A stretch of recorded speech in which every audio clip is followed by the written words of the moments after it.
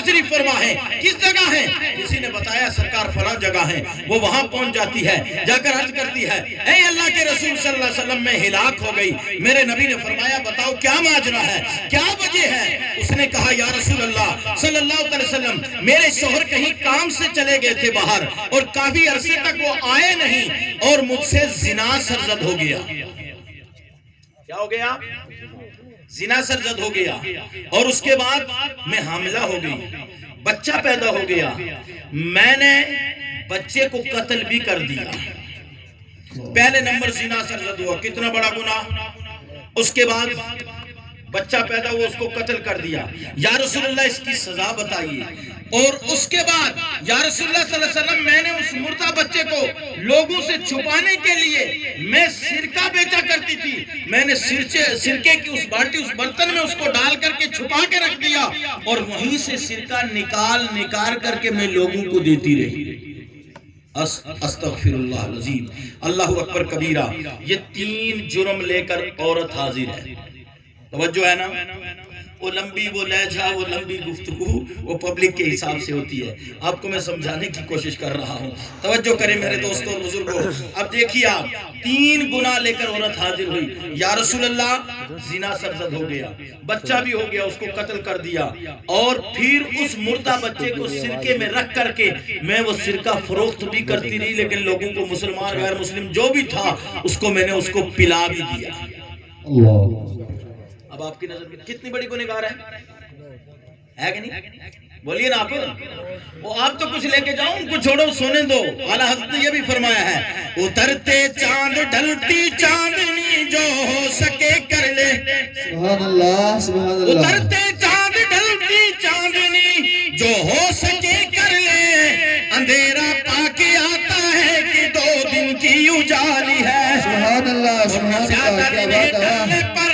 تیری منزل ہوئی کھوٹی، نہ زیادہ دن ہی ڈلنے پر تیری منزل ہوئی کھوٹی، اور سونے والے نیند یہ کب کی نکالی ہے۔ اندھیری قبر اکیلی جان دم گھٹتا دل اکتا تھا، اندھیری قبر اکیلی جان دم گھٹتا دل اکتا تھا، خدا کو یاد کر پیارے یہ ساعت آنے والی ہے۔ سبحان اللہ، کیا بات ہے۔ چھوڑو جو پڑے ہیں غفلت میں، ابھی شام میں کہیں گے جی یہ جو دن میں تھے نا دیڑی ضائع کر دی، استغفر اللہ العظیم۔ آپ کی سب سے بہترین دیڑی اگر کوئی لگ رہی ہے نا، وہ یہ زندگی میں یہی دیڑی لگ رہی ہے، کہ سبحان اللہ، کیونکہ یہ دن جو ہے یہ اللہ کے رسول صلی اللہ علیہ وسلم کے نام پر وقف آپ نے کر دیا ہے۔ تو کتنے جرم لے کر کے آئی؟ بولیے 3۔ اب توجہ کرنا، اب یہاں سے میں نماز کی طرف آپ کو لے کے جاؤں۔ آپ اللہ کے رسول صلی اللہ علیہ وسلم فرمایا زنا تو شادی شدہ ہے تو لہٰذا اس کی سزا تجھے سنسار کرنا پڑے گا،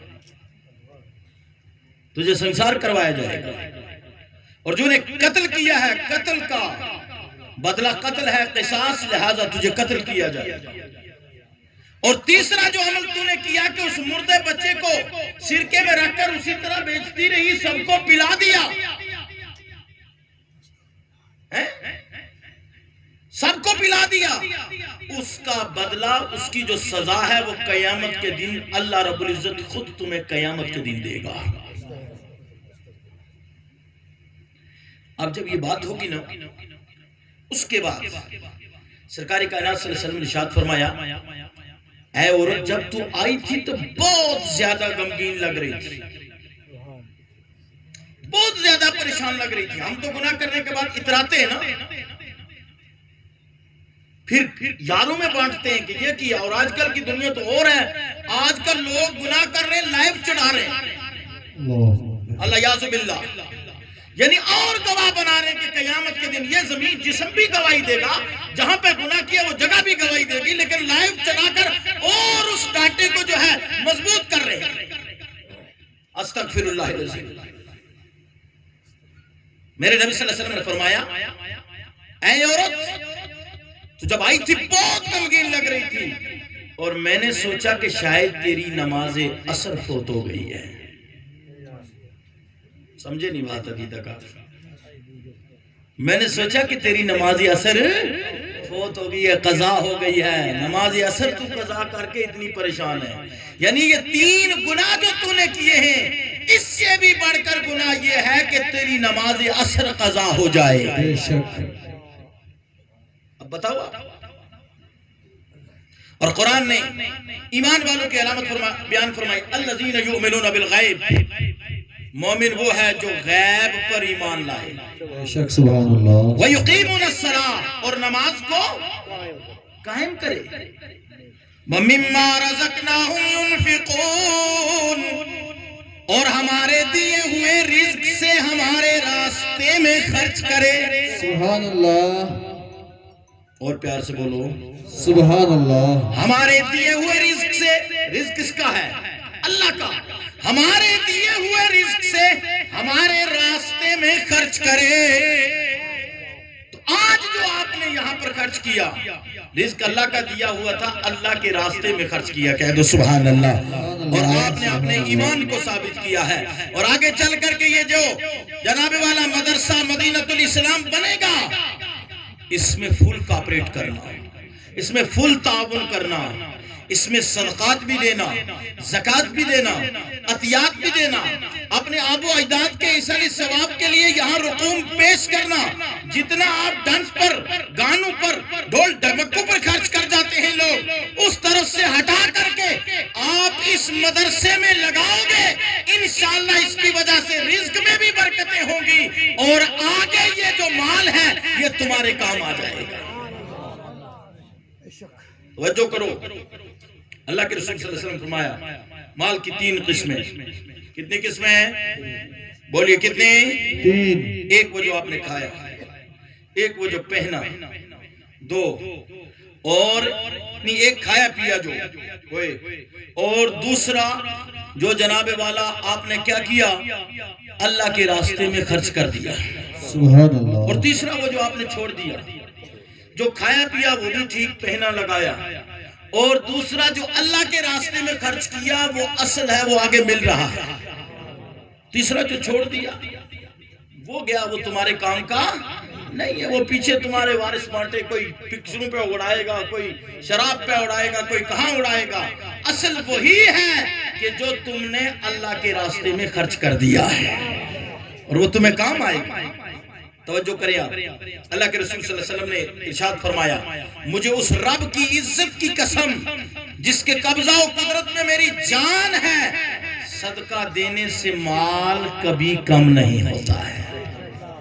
صدقہ دینے سے مال کبھی کم نہیں ہوتا ہے. ہم اور آپ عشر بھی پیالیوں سے نکالتے ہیں، چمچیوں سے نکالتے ہیں، ہے نہیں؟ یہ مدرسے چل رہے ہیں نا، اور یہاں بھی اور بھی مدرسے ہیں گرد و نواح میں، اور یہ بھی بنے گا. اب جناب والا یہاں کی کوئی ٹیم جائے گی نا عشر لینے کے لیے، تو اب لوگ کیا کریں گے جناب؟ پیالی سے طالب علم چمچ کے ساتھ، اگر ریمچے میں آتے ہوتے 4 دانے تو ریمچوں کے ساتھ بھی استعمال کرتے تھے. بھئی جانی تو چھڑانی ہے، آگے مولوی. اور بعض جگہ یہ کام کر دیتے ہیں جناب والا، کیا وہ جی کمائیں ہم، اور جب گلہ گٹھا ہو تو تم آ جاتے ہو، تمہارا حصہ کہاں سے آ گیا؟ استغفر اللہ العظیم. عشر زکوٰۃ کا ایک اہم جز ہے.